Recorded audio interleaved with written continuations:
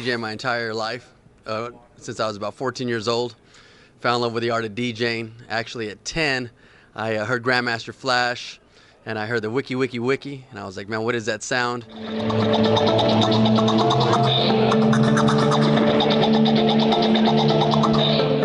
A couple years later, I'm watching ABC television late at night with my grandfather. Herbie Hancock has a concert. In the concert, he has Grand Mixer DST on stage doing the fresh, fresh. I knew that's what I wanted to do.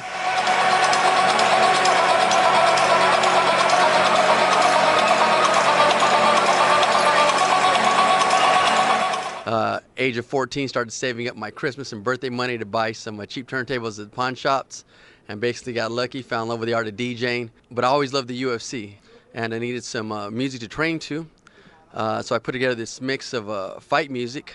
I said, man, if Dana White ever hears this mix, I think he'll ask me to be the DJ for the UFC, because this mix fits perfectly with what they do. For 4 years, I continually carried the mix to Vegas. I sent the mix priority mail to the UFC offices every year in hopes that he'd hear it. In 2008, I was in Vegas. My girl goes, oh my God, there's Dana White. Go up to Dana. And I said, look, man, I'm one of the baddest DJs on the turntables. You over here. Three-time national DJ champion, but more importantly, I know the kind of music that you, your fighters, and your audience are into. And not that you need it, but I feel that I could take the entertainment value of the UFC to the next level. 2 months later, 3 months later, I'm DJing the official UFC after party at LAX nightclub in Las Vegas. Dana's hosting it. I call him into the DJ booth, do my spiel again. He's like, wait a minute, I remember you. I give him the mix CD. He walks out of the club.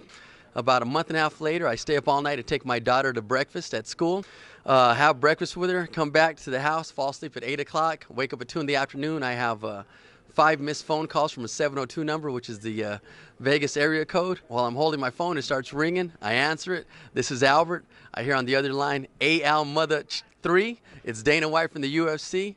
And he invited me to come on out to Boston the following week to DJ private party for him at the Roxy with House of Pain.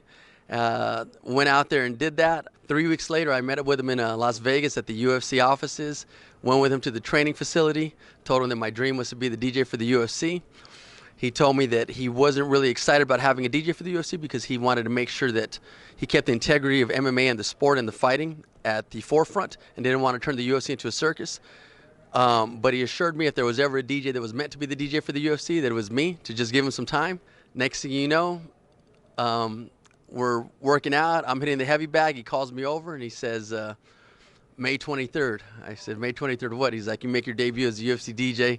Oh my God, my knees buckled. Felt like I got hit by the hardest punch ever on the planet. Didn't know what to say besides thank you. And the rest is history. Life is just good. I mean, there's just something to know that I set a goal, set a dream, and I was able to achieve it. And beyond living the dream, I have 2 daughters, and I can explain to them that no matter how far-fetched your dream is, that if you have a strategy, a goal, and you have the talent to back it up, you can make anything happen. Because I didn't know anybody at the UFC. It all happened to be just chance and opportunity meeting together to make me the luckiest DJ in the world.